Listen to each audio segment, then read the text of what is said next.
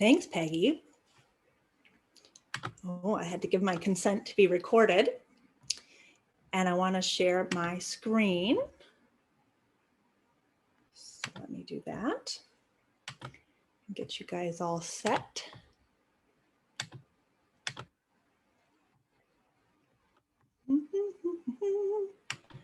All right, can you see that okay? Whoop. Great. Yes. Oh, now I got to get my chat window back up. Hold on. Technicalities. Where'd it go? There it is. Very good. Okay.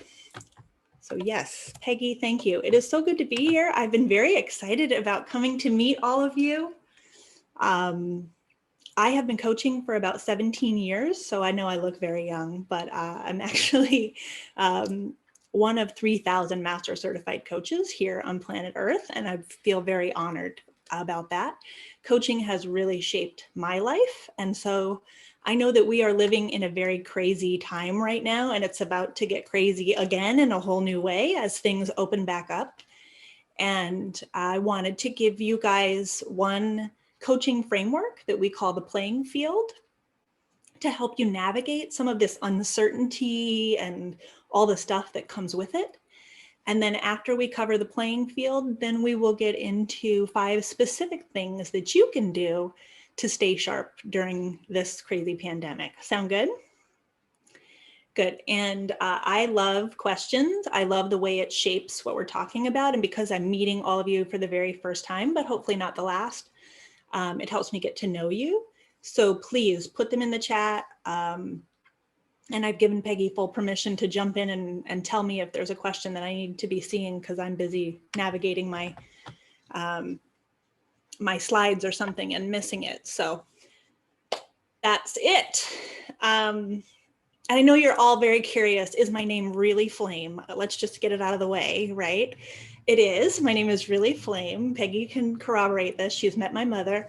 I was born with red hair, but more importantly, my mom had terrible, terrible heartburn when she carried me, and she decided that she would name me Flame to get me back. But my dad is a hippie, so when he heard this inspiration, he said, oh, well, now we have to do it because a flame is a source of heat. It's a symbol of passion. It's one of the elements you need to survive. So now we have to name our flame. It's just a done deal. And here I am. And of course, now that I'm a business owner and my name is my business, I love it. But you can imagine growing up in rural North Dakota with the name Flame, it was not that good. But anyway, how many of you feel like this pandemic has messed with you in some way? You can either raise your hand if you've got your camera on, or you can, raise it with your little button. Yeah, right. All of us. This pandemic has messed with all of us. And so I want to give you this coaching framework that I learned from my master coach. Her name is Maria Nemeth. It's designed to help you navigate uncertainty, change, worry. And I hope that it impacts not just the work you do with your associations, but actually your whole life. I've found it to be very magical in my life. So to start off, whoops, if I can get my slide to advance. I love this graphic, and this sort of encapsulates what we're about to look at, all right? How many of you have ever had a plan like this guy on the bicycle, and you thought, oh, there's a straight line to my plan, symbolized by this little checkered flag down here at the end. And it's gonna be easy. Robin Lee says every day, exactly. It's gonna be easy, it's gonna be smooth. I'm gonna get from point A to point B. There will be no problems. And then life ends up looking more like the second graphic there on the bottom where it says reality. And it's like, wait a second, there's a big hole here. No one said there'd be swimming, and we just start to have a moment about that. This is completely normal, even though it's so incredibly frustrating. And that's what the playing field is designed to help us deal with. Because all of our goals and dreams could be symbolized by this beautiful checkered flag in the top right-hand corner of this diagram. We all have things that we want to accomplish, whether it's running a successful meeting, or building a relationship with someone that isn't easy to be in relationship with, or having work-life balance. I mean, the list of things that this checkered flag could symbolize are literally endless. But the way the mind sets it up is, oh, this is going to be simple. And then physical reality gets in there and it's not. And then that messes with us. I mean, you could put global pandemic on any one of these little obstacles here, right? And that's just one of them. There's like 6 there in that bottom row. So how many of you have ever given up on a goal that you really wanted because it looked like the bottom reality block? I have. Or maybe you've changed course on something that was really important to you because it was like, this reality is just too hard.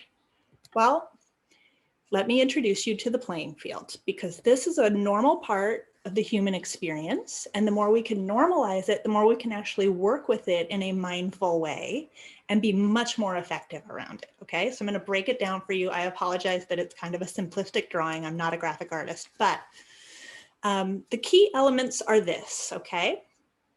Think of life as a playing field, just like if you were playing soccer or football. It's got 2 ends to it, and it's like we're always trying to go for a goal.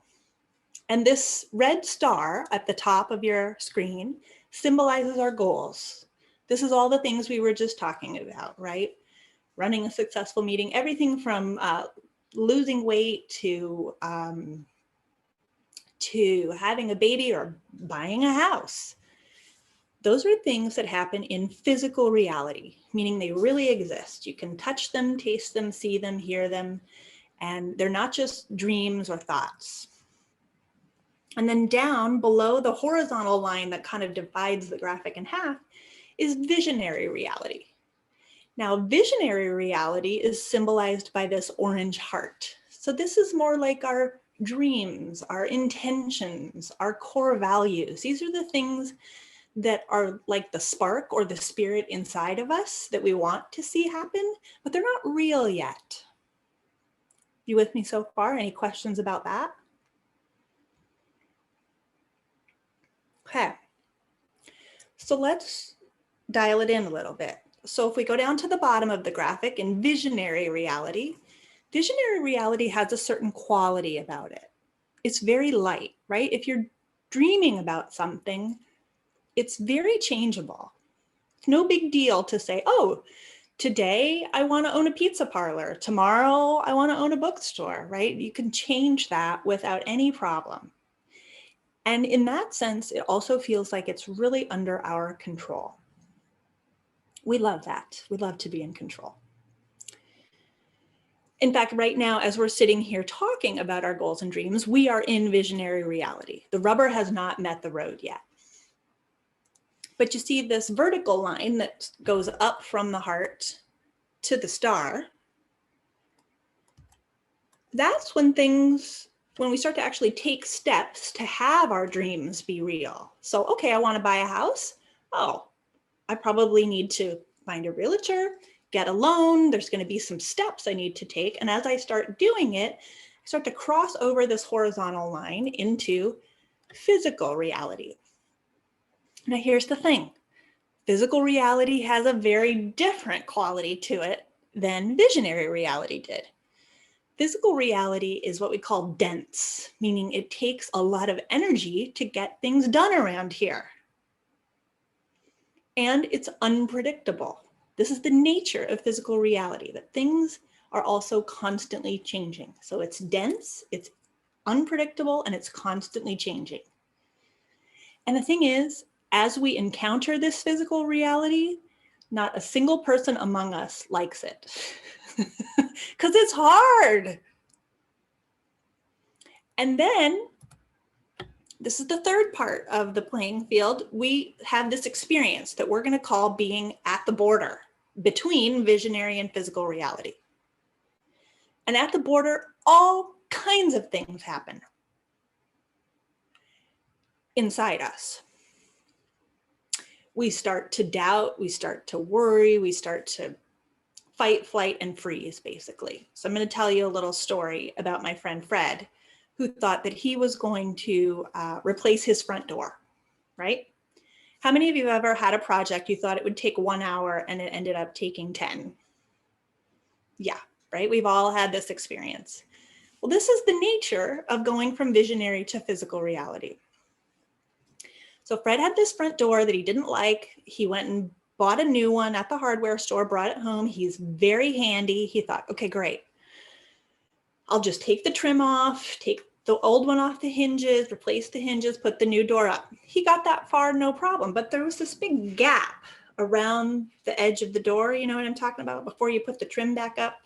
We live in Nebraska, it's cold. So he thought, I'm gonna buy one of those cans of spray foam and I'm gonna put it in the gap.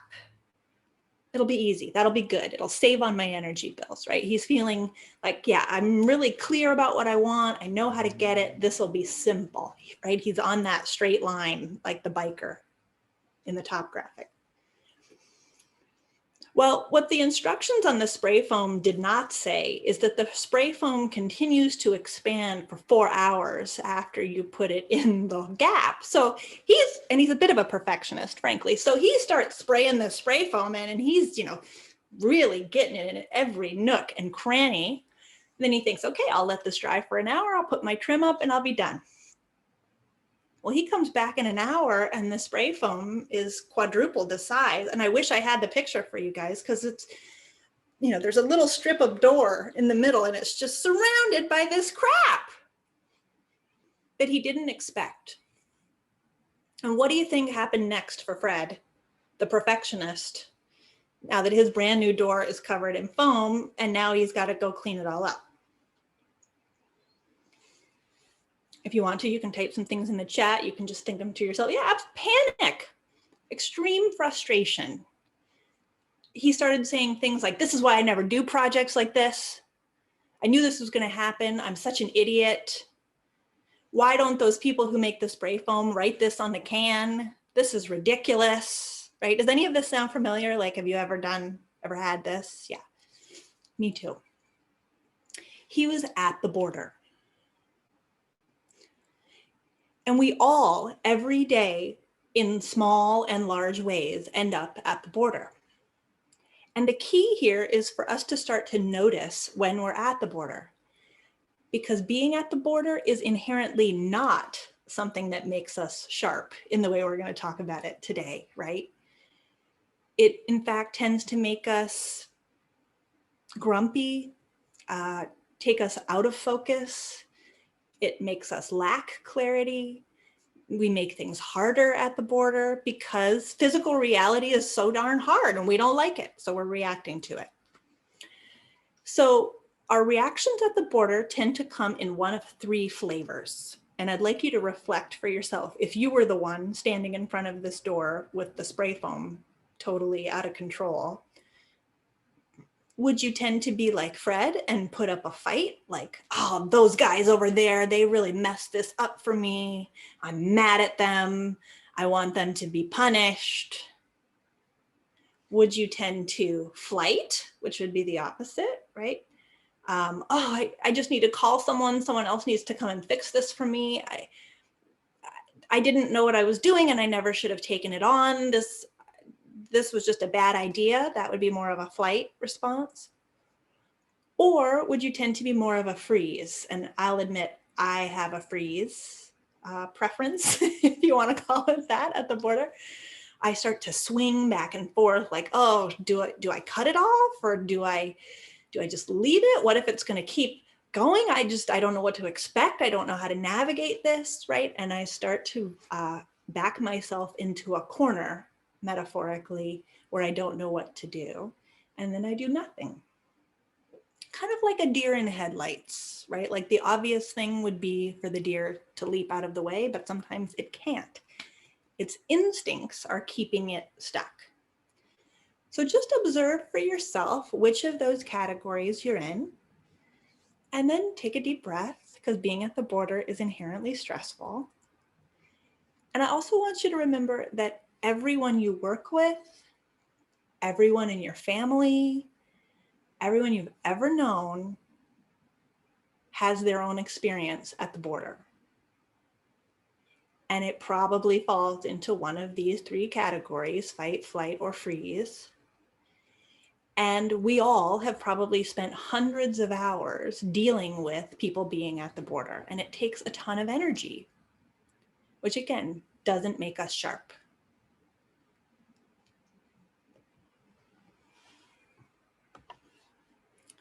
Now, the good news is that coaching is one of the ways that we learn to cross the border. We start to see, oh, here's where I was responding or reacting, and here's what I could do better. But for the sake of today, since we just have a limited amount of time, I'm going to give you a little cheat sheet on another way to cross the border, which is to know that there are 6 forms of energy that you can focus in order to stay sharp and actually get over the border and have your goals and dreams be real, so that you don't just stay in the visionary realm all the time, because although that sounds nice, it's not very satisfying down there. You actually want to live your real life and contribute to people and have things be good, right? So these are the 6 forms of energy. And if you have questions about these, please pop them in the chat. Time. Money, meaning the money that you have available to use. Physical vitality. So this would include your energy level, how much stamina you have in a day, how much strength you have, what kind of mood you're in would even fall under your physical vitality. Enjoyment. Are you taking time to stop and smell the roses? Do you recognize the sun shining on a beautiful day? Are you spending quality time with people who bring out the best in you? That would be enjoyment. Creativity. Are you finding solutions that are innovative? Are you taking some of your greatest talents and gifts and skills and putting them to use every day in a meaningful way? If you are, then you're focusing your creativity. And if you're not, you may be leaking your creativity, right? It might come out in trying to save on your taxes by, being creative about how you categorize things, right? That's a misuse of creativity. And number 6, which we're going to talk about more later, is the energy of support, which we also call relationships.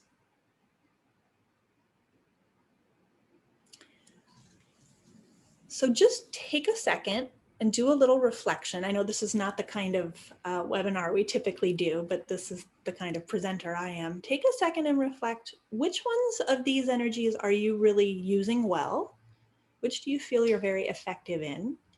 And is there one where maybe you haven't been using it, or it needs a little boost? And just jot it down for yourself as a mental note.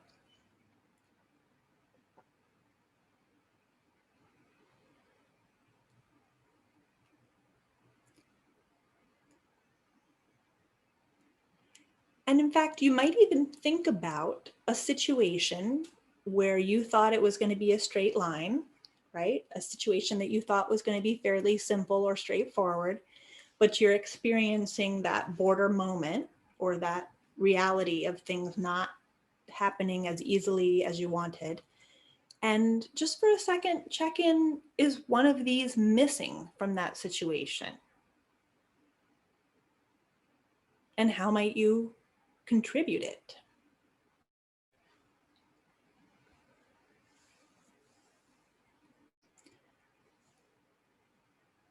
So that's the playing field. And this is important because once we can know that we're on the playing field and that we're trying to accomplish real things, but our brains are having a hard time with it, it's important to remember that the brain is always trying to keep us safe, but it doesn't really try to keep us happy, right? The brain is ultimately a survival mechanism. It wants to keep this body going. But it doesn't care whether you're satisfied emotionally, mentally, spiritually with that. So we're drawing a distinction between sort of your instinctual way of living and what might be more fulfilling, more in harmony with those around you and with nature. And that's a big deal. But these 6 forms of energy can help you do it. Now we're going to shift gears a little bit and get tactical about 5 things that you can do to cross the border in a more specific way.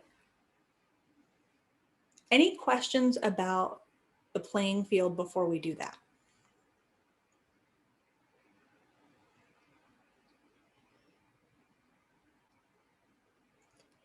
Is the playing field resonating with you at all? Do you notice that maybe this is true? That you've spent a lot of time frustrated that physical reality happens the way it happens? Good. Good. Okay. So when Peggy asked me to present, she gave me this beautiful acronym of S.H.A.R.P. And I thought, well, perfect. We'll use that as our jumping off point for 5 things that we could do to cross the border with more clarity, more focus, and then hopefully more ease, which kind of leads to an experience of grace, right? Like things are flowing. And for the sake of today's session, we're going to talk about setting a schedule, having boundaries. We're going to go back to the energy of support and asking for support, how to know when to rest. And then we're going to end the hour with a little exercise about how to prioritize. Sound good? Great. Okay, so S is for set a schedule. Now, obviously I'm an entrepreneur, and entrepreneurship comes with tons of challenges, as does anything organizational, right?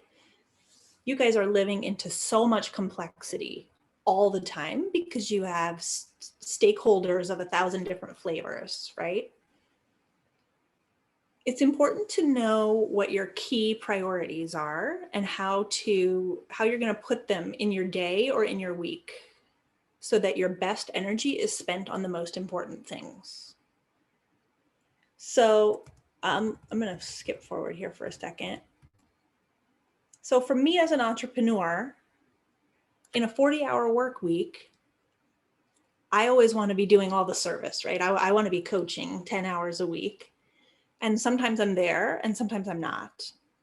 The things I don't like doing are my administrative work, marketing, but really those things need almost as much time as the actual work. And then there's these other smaller pieces of a schedule that I need to fit in. In my entrepreneurial world, I need to be creating things like this, right? I need to actually build the slideshow and think of the content. 4 hours of sales. Now, obviously, marketing and sales are different. We're saying that here that marketing is more passive, like building a website or getting my business card designed or figuring out the verbiage for how I'm going to deliver my elevator pitch.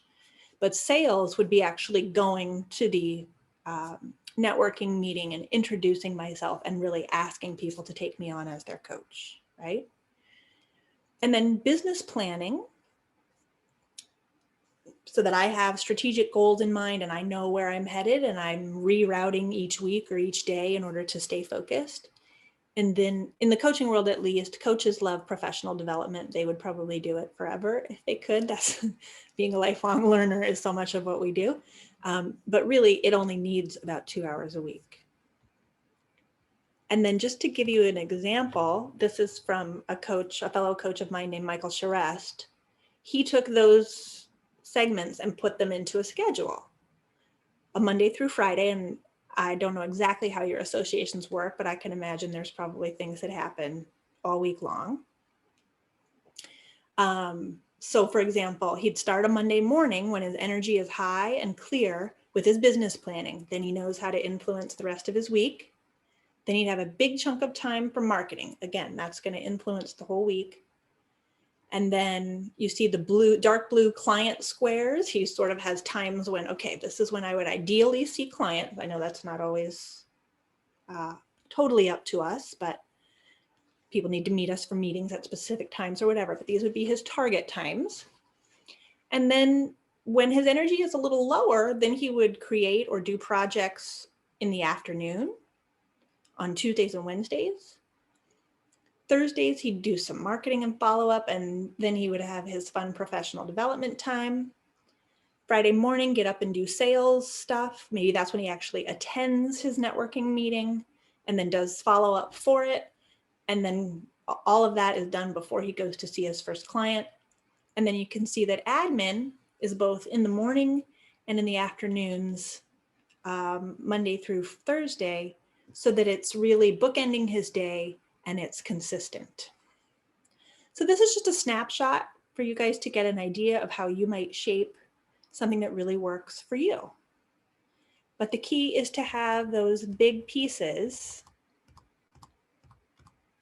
in place. Oops. And to put them where your energy is best. And most of us, our energy is best in the mornings. Maybe a few of you are really night people. You dream to have that schedule, Dave? Yeah, I know. I wish it was that simple. I know it's not. But it's good to have a target. And it's good to know what's most important and how long it should really be taking. Because I know if I leave it to myself, I will do 1 hour of marketing a week and then wonder why I don't have enough clients. Well, there might be a correlation, right? But a schedule is a way to focus that energy of time, but also our energy of physical vitality, because then we're not constantly making choices about when to do things. Because decision fatigue is real. We get tired of constantly having to decide. That's part of why we're usually less effective in the afternoons, because we've already made a bunch of decisions for the day. Yes. So Peggy said there are a lot of moving parts in association management, but at least time blocking the things we don't want to do makes us do them.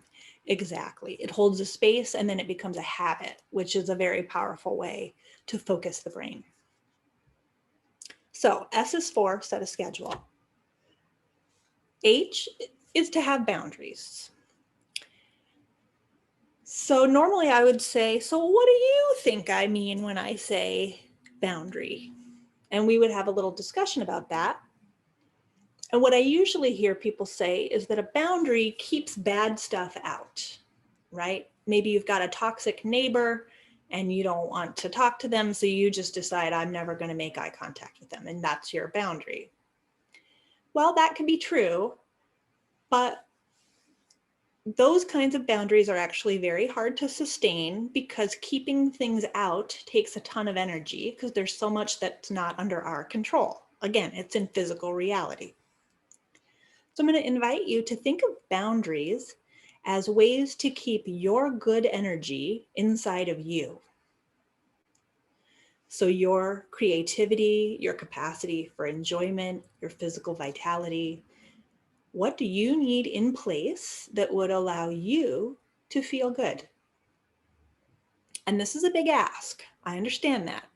We live in a world that has a lot of things pulling on us, a lot of people pulling on us. And I have to think that if you're in association management, you care about other people getting what they need too.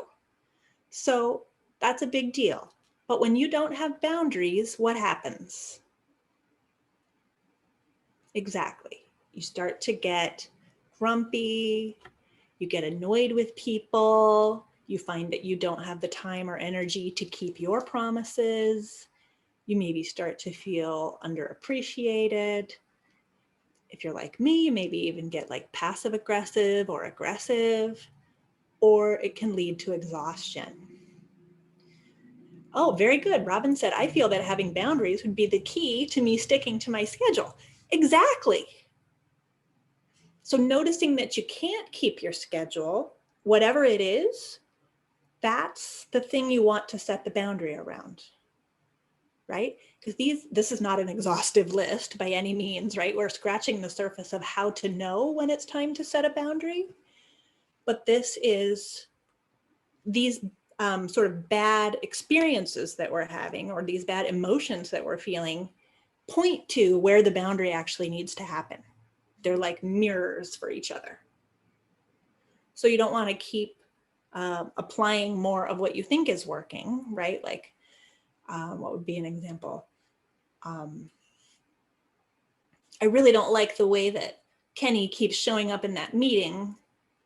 I'm going to call him into my office and we're going to have a come to Jesus conversation about that. You know, that might be the way you've already done it. But in fact, it might be calling Kenny in and saying, hey, I noticed that you keep using this phrase in that meeting. I'm going to ask you to stop. Remove that from your vocabulary while we're in that meeting because it doesn't work. That would be a boundary, right? Because it helps me maintain who I know myself to be, which is a good person who cares and wants to have good things happen, not just for myself, but for others as well. Okay, so keep these 6 things in mind. And again, since this is a coaching moment and you're allowing me to gently coach you for the next hour, I want you to think about whether you're experiencing any of these 6 things. And you don't have to put it in the chat. This is just for you. If there's one that you're experiencing, what kind of boundary is it pointing to? And if you can't think of the boundary to set, who could you ask for to help you figure one out? Because this might be a great place to talk with a therapist, a clergy person. Sometimes if you've got a really clear-headed best friend, right? Or your spouse might be great at this, but then really let in what they say about the boundary. Consider that they may actually have some wisdom. Which leads us right into the letter A, which is to ask for support. So how many of you would say that you are prone to going it alone? Yeah. How many of you would say that you are high performers and you're more likely to have something done well if you do it yourself than if you ask someone else to do it, right? Yeah. Hello, welcome to planet Earth. This is us. This is how we do it. And there is a beautiful African proverb that says, if you want to go fast, go alone. If you want to go far, go together. And I know that in your heart of hearts, all of you are on this webinar because you want to go far and you want to take the people either on this webinar or the people in your associations with you.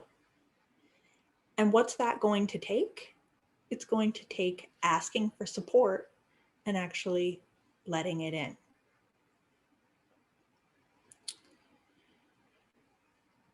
Don't you love it when people ask you to help them with things? Doesn't it feel good to genuinely support someone? So why would you deprive other people of that possibility? Because the truth is, people love to help. They want to. People want to feel their own contribution. But if you don't ask, they often don't know what to do.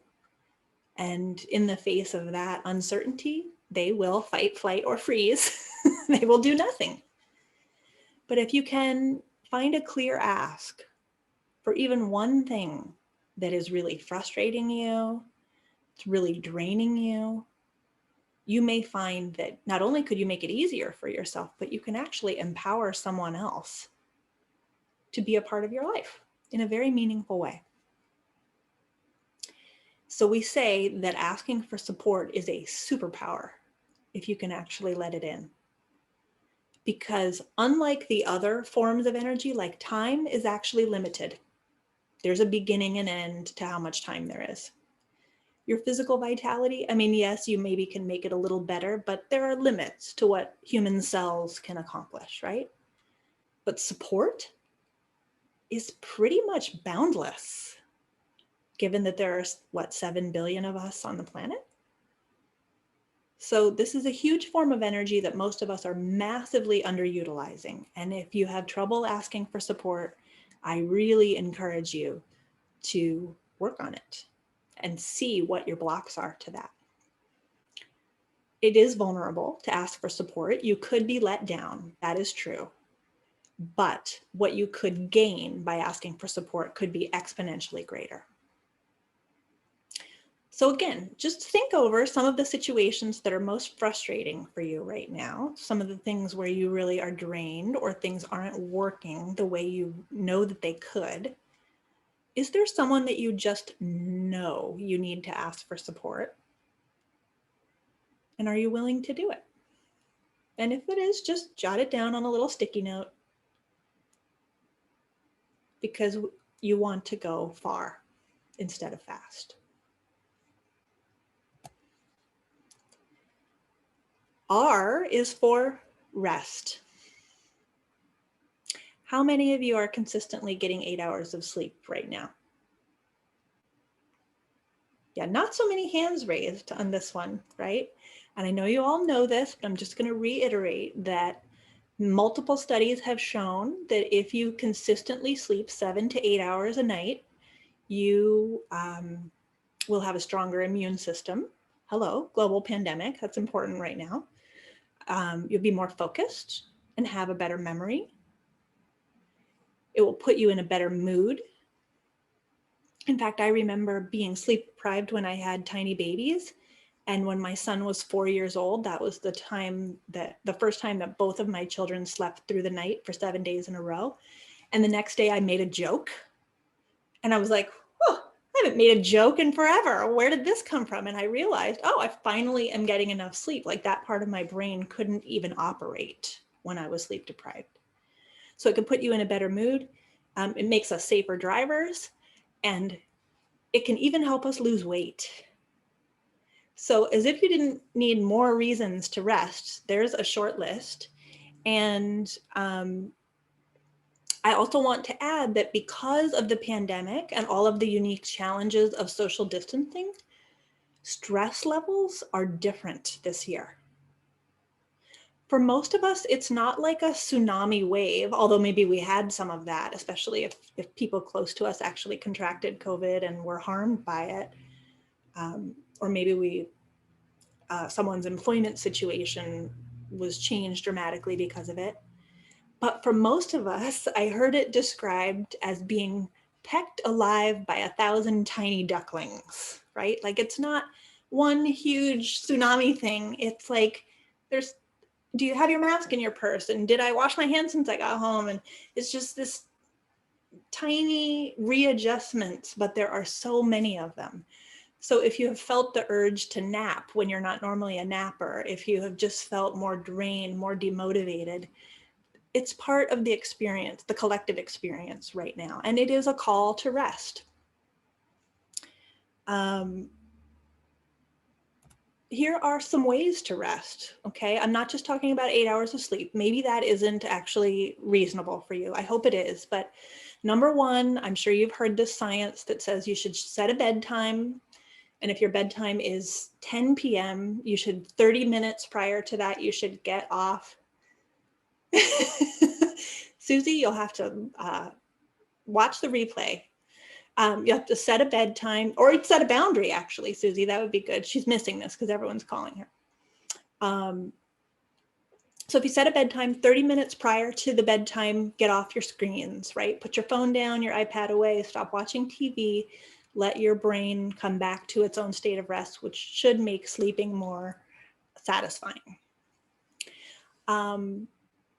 There's also a thing, especially for those of us who work at home now, or if you normally work in an office, the 40-20 split of an hour. So if an hour is 60 minutes, a wonderful research firm called the Energy Project discovered that for 40 of those minutes, if you're doing one thing, so let's say you're checking email for 40 minutes, then for the other 20 minutes, you should do something that's completely different. So in a perfect world, maybe you would go for a walk or do something that was like kinesthetic. And maybe you can't do that. Maybe you need to continue to work, but maybe you do phone calls for the next 20 minutes, because that changing of the brain is actually a form of rest when we shift gears like that. So pay attention to when you're expecting yourself to sit in an hour or sit in a meeting for 3 hours or something like that, and that might be particularly draining, and see if there's a way to mix it up. This is also a prime time, especially as, like I said, we begin to shift back to being in real life with people. If you need to nap, take one. 20 minutes could be a huge reset for your brain. Actually, a man from the Energy Project who talks about the 40-20 split, he talks about how when he's very tired, he'll just lay under his desk. And even an 8-minute nap can be huge. So give yourself permission right now to do that. Yeah, don't tell your bosses that I gave you permission to nap, but I really do recommend it. And here's why. We are not computers, right? You don't power us on in the morning and then we come up to peak performance and you work all day and then you power us off at night. We're human beings and our attention gets focused and then it wanes and it gets focused. It's like a wave. And the Energy Project determined this when they started, excuse me, they started studying high performing athletes, wondering how is it that they got to this elite level? And what they noticed is that they would train very hard and then they would rest. And it was the resting that allowed them to come back up to peak performance quicker. Whereas if they tried to just, run hard all the time, their capacity actually declined over time, which most of us experience this in a day, don't we? By the afternoon, we're just kind of a mess, or we're just not as focused or not as sharp. Excuse me. So really give yourself permission to go for a walk, take a drink of water, nap. Obviously, drawing in again on that energy of support. Is there something you could delegate? I know for myself, there was a time in my career where I had 2 enormous coaching contracts. I wanted to do them so badly, but cleaning my house just never got done. And I finally hired someone to clean my house once a week. And it was like magic. It was so energizing for me to come home to a happy, clean house. That little act of delegation had multiple outcroppings, as well as I was empowering, young local businesswoman to have her dreams. So it was great on many levels. So don't be afraid to delegate. And here's, like, if you want the advanced course, stop spending money or making plans for 24 hours and see what that does. It makes a lot of space for things, especially in the American mindset. We tend to spend money every day and continually make plans, and it puts us on this hamster wheel where we never rest. So consider these 5 things: bedtime, little breaks for 20 minutes out of an hour, take naps, delegate, and stop spending money or making plans. Okay, and P is for prioritize. Now, if I asked most of you, what are your core values? Some of you maybe know them. Kimberly's a planner. This is going to be so hard for her. Yes, we are calling you to be a little bit more spontaneous and resilient. It's all good. If I asked most of you, what are your core values? You might be able to give me a couple. But if it's okay with you, I would love for you to either get on your phone or with a clean sheet of paper. I'd like you to make a short list of a couple of people who have something about them that you really admire. People who, when you're with them, it just really lights you up. Maybe 5 to 7 people if you can come up with that. But it doesn't have to be. We're going for quality here, not quantity.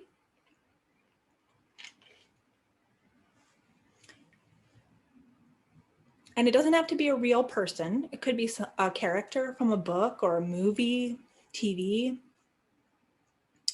someone from your spiritual path, someone you knew back in childhood, someone you're working with right now. It could be anyone.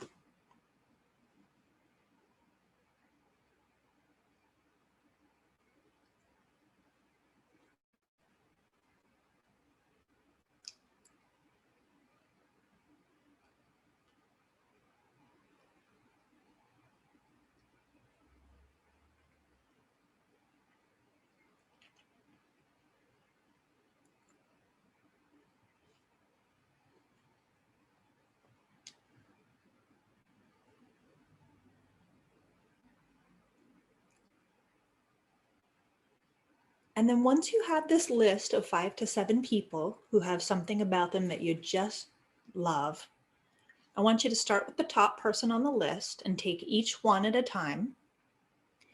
And in the right-hand column or in another place on the page, write the adjectives that describe what it is that you admire about them.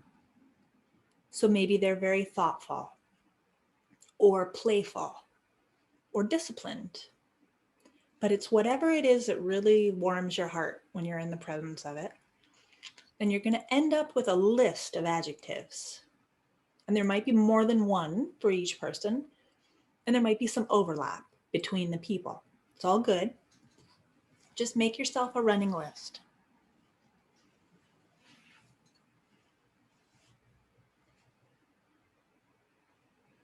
And we've got plenty of time, so take your time.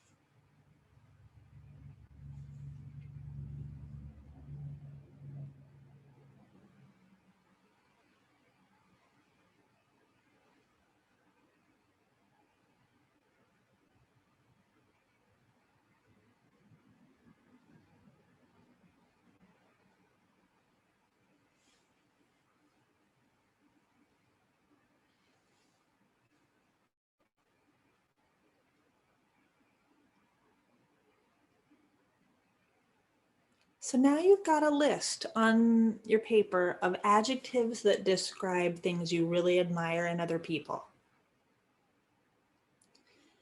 Would it surprise you to discover that this list actually describes you?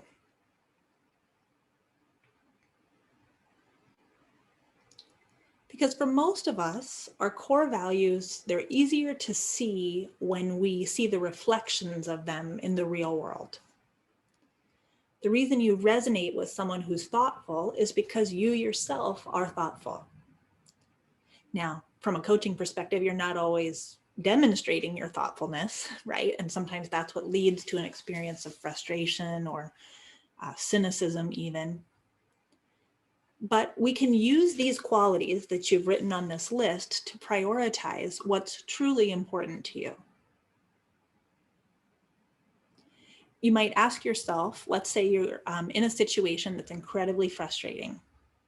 You might actually pull out this list and say, all right, is one of these missing from this situation? Oh yeah, I'm not being very clear right now, and clear is on my list. What would a person who's clear do next? And you see how that gives you a very defined action to take. And on the flip side, if people are asking things of you that would not demonstrate these core values, you know that that's something you can say no to. That's not an effective use of your time, your creativity, your physical vitality, or even your enjoyment. And let's face it, we live in a world in which we get up every morning and it's like life grabs us by the hand and says, I know, here's what we should do today. And it just starts yanking us all over the place. And our job as mindful adult people is to yank our hand back and say, no, I know what I'm going to do today because I say so. And that's making priorities. Is it hard to do? Oh, absolutely. But is it worth it? 100%.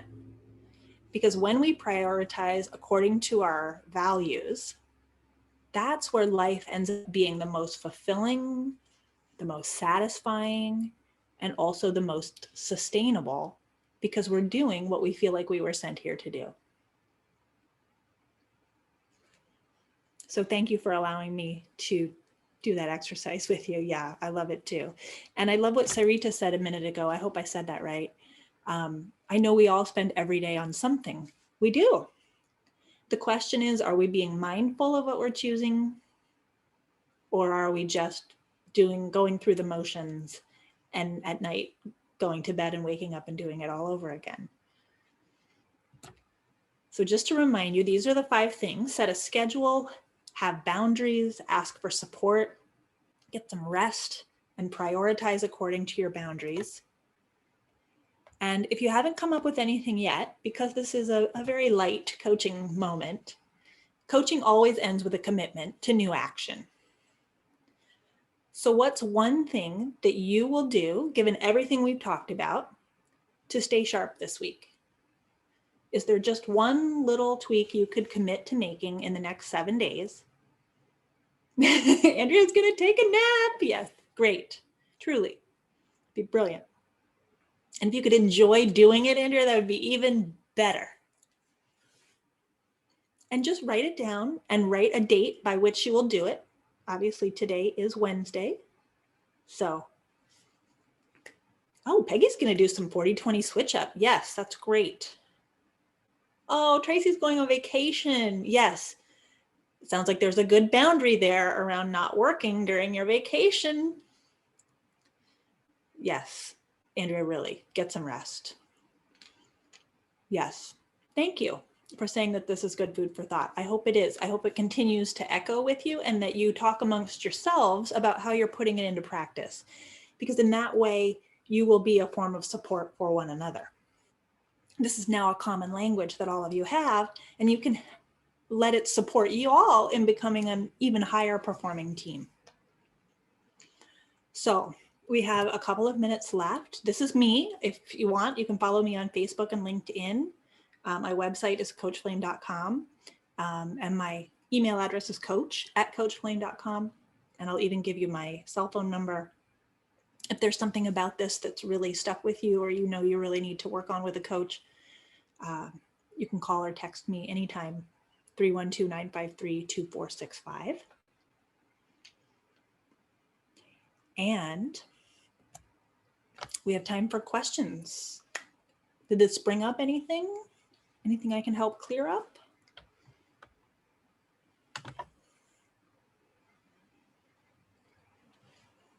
Anybody have anything? There's a lot of great comments in the chat. This was really, really inspiring. Good. I know it's kind of a lot of tactical stuff, but I know we're looking for answers. So I wanted to give you some really clear food for thought. It looks like you were so thorough, Flame, that nobody has questions, but everyone liked the information. And honestly, that exercise about people we admire was really enlightening. Did you discover something about yourself? I did. So I have a dear friend who in Pennsylvania, she does this exercise with men and women who are in the penitentiary system, people who have committed crimes.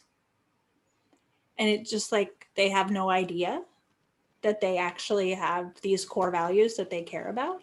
And you can imagine it's just a watershed moment.